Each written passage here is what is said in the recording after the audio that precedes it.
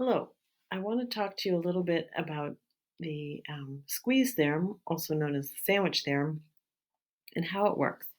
So let's say I'm trying to do a limit problem like this. And this is not a function I am familiar with, so I don't know what it looks like. So the first thing I'm going to do is start with something I know. So I'm going to start with three pieces.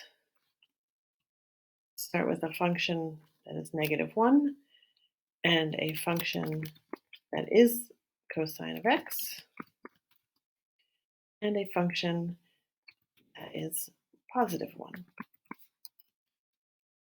And you can see that the cosine function is staying between the other two at all times. However, this is not the function I'm actually interested in.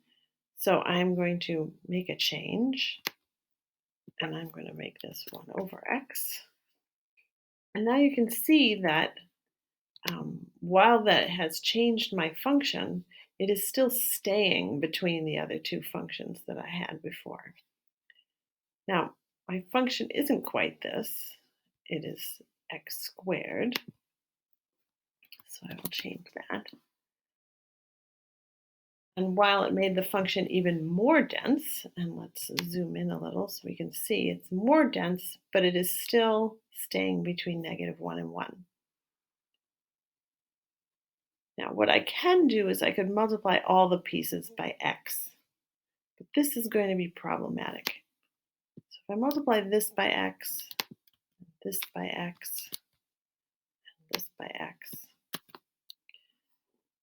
you can see the function is still staying between them, but the one that's greatest and the one that's least has changed. So when x is positive, x is still bigger and -x is still smaller, as I have written here.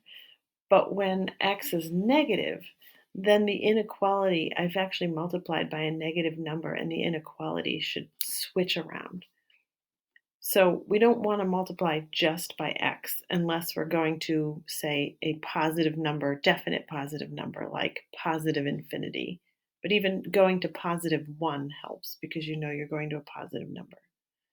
Our particular problem, though, involves x squared. I can put the square in. Now I can see that the -x squared, the red curve, is still always below, and the green curve, the positive x squared, is always above. So now I am ready to actually apply my limits. And I'm going to do the limit to every piece, which means I'm going to be zooming in. And you can see, no matter how much I zoom in, this middle function stays in between the other two. It also makes it obvious where it's actually going. So you can see, even though the function is very dense and oscillates a lot and is actually an oscillating discontinuity, we can figure out where this is going. And that is because the two outer pieces are both going to 0. So we know our limit is actually going to 0. That is how the squeeze theorem works.